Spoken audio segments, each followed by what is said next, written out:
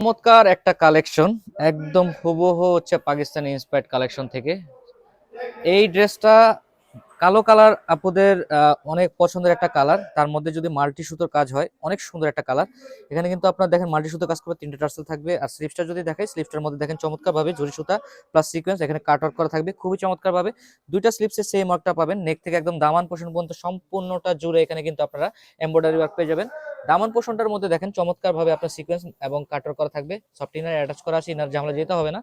এটার সাথে একটা সালোয়ার পাবেন, ফ্রি সাইজের সালোয়ার, যে কোনো আপুরা ওয়্যার করতে পারবেন টপ অর্ডার ফ্যাব্রিকের মধ্যে।